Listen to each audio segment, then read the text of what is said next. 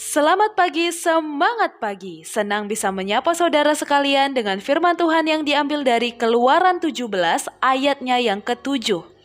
Dinamailah tempat itu Masa dan Meriba, oleh karena orang Israel telah bertengkar dan oleh karena mereka telah mencobai Tuhan dengan mengatakan, adakah Tuhan di tengah-tengah kita atau tidak?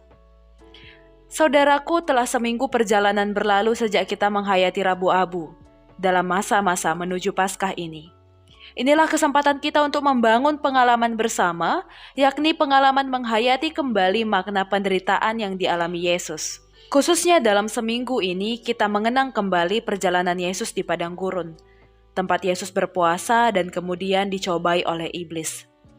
Padang gurun, tempat paling mematikan di muka bumi, tempat penuh tantangan dan cobaan, tempat di mana orang sangat membutuhkan pertolongan Tuhan untuk bertahan.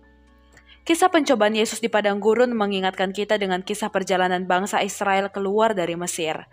Penulis kitab Matius mengajak pembacanya untuk memaknai kembali perjalanan Yesus sebagai perjalanan Israel yang baru.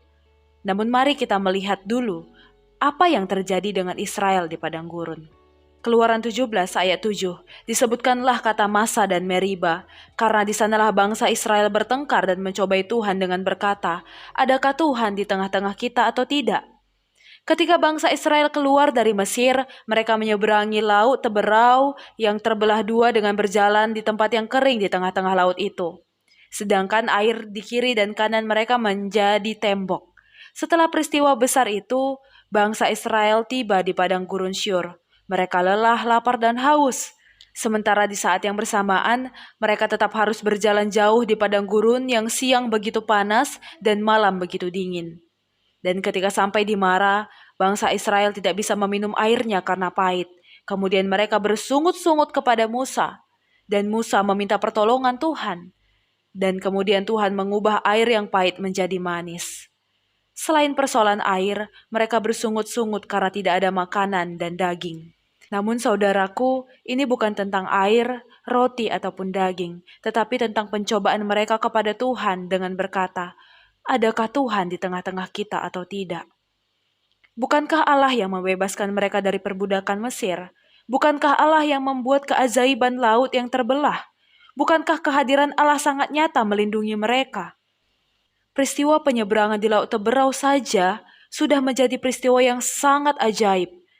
Namun, padang gurun membuat bangsa Israel memilih untuk berkata, mengapa engkau memimpin kami keluar dari Mesir untuk membunuh kami? Mereka lupa kalau yang membebaskan mereka adalah Allah.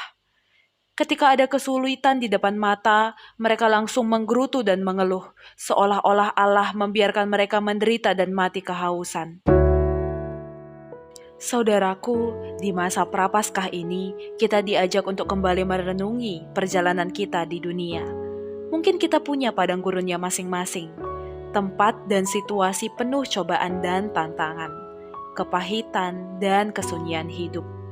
Bahkan banyak yang merasa Allah hanya diam saja. Atau mungkin kitalah yang tidak menerima cara Allah menolong kita. Jadi, mari kita kembali mensyukuri kehadiran dan pemeliharaan Allah dalam hidup kita, dalam padang gurun kita. Amin. Tuhan Yesus memberkati kita sekalian.